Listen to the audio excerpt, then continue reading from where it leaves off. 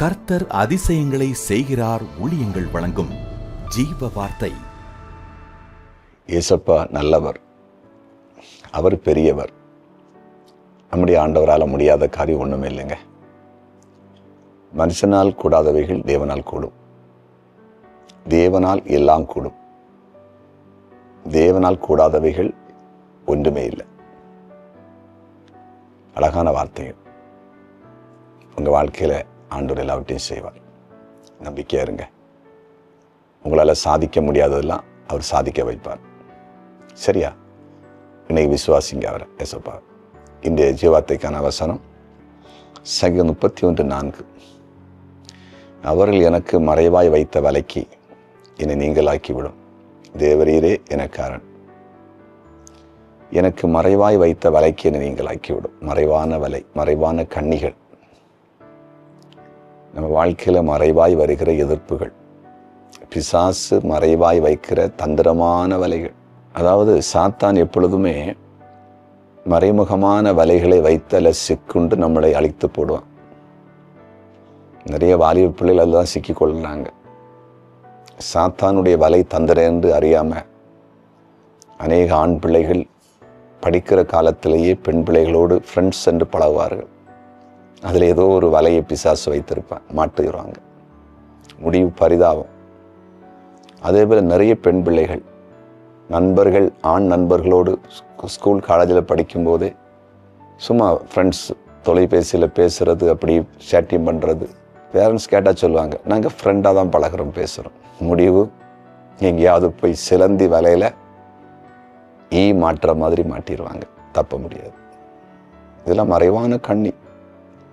முதல்ல புரியணும், நமக்கு இதெல்லாம் தேவையில்லாத நண்பர்கள்.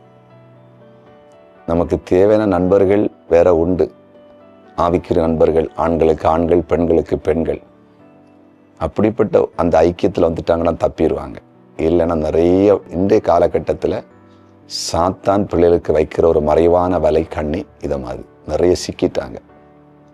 நிறைய லைஃப் ஸ்பாயில் ஆயாச்சு.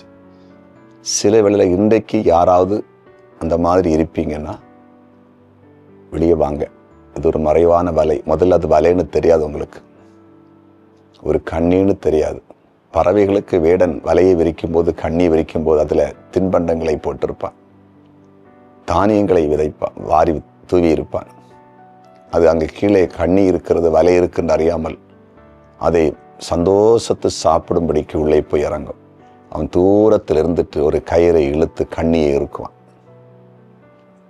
அது வெளியே வர முடியாது. அவன் கையிலே மாட்டும், இறக்கையை உடைப்பான், அதை கொண்டு விடுவான். இன்னைக்கு கர்த்தர் பேசுறாரு, மறைவான கண்ணிக்கு வலைக்கு உங்களுக்கு விடுதலை ஆண்டவர் தருவதற்கு ஆலோசனை கொடுத்திருக்கிறார். ஒரு சிலர் வாலிப பிள்ளைகள் மட்டும் இல்லை, மற்ற யாராவது இப்படிப்பட்ட வலையில தெரியாம சிக்கிட்டு இருக்கீங்கன்னா கண்ணி இருவதுக்கு முன்னால் வெளியே வந்துருங்க. கர்த்தர் உங்களை நடத்துவார். ஜெபம் பண்ணுவோமா? ஜெபிப்போம். மறைவாய் வைத்த வலைக்கு நீங்களாக்குகிறவர். அநேக வாலிப பிள்ளைகள் படிக்கிற காலத்தில் ஸ்கூலில், கல்லூரியில் மறைவான கண்ணியில் வலையில் போய் சிக்கி அழிகிறாங்க. யாராவது அப்படிப்பட்ட ஐக்கியத்தில் உறவில் இருப்பாங்கன்னா இன்னை வெளியே கொண்டு வந்துருங்க. அவங்களுக்கு உணர்த்திடுங்க. கீழ்ப்படியலைன்னா தகப்பன் நேசிக்கிற புத்திரனை சிட்சிக்கிறேன். ஒரு சிட்சியின் மூலமாவது கர்த்தர் வெளியே கொண்டு வாங்க.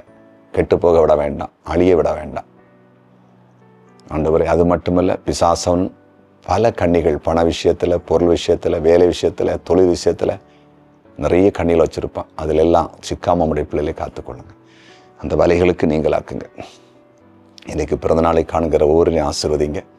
திருமண நாளை காண்கிற குடும்பங்களை ஆசீர்வதிங்க. கமெண்ட் செக்ஷனில் ஜெப குறிப்பில் அனுப்பி இருக்கிற ஒவ்வொருவருக்கும் அற்புதங்களை செய்யுங்க. இயேசுவின் நாமத்தில் பிதாவே.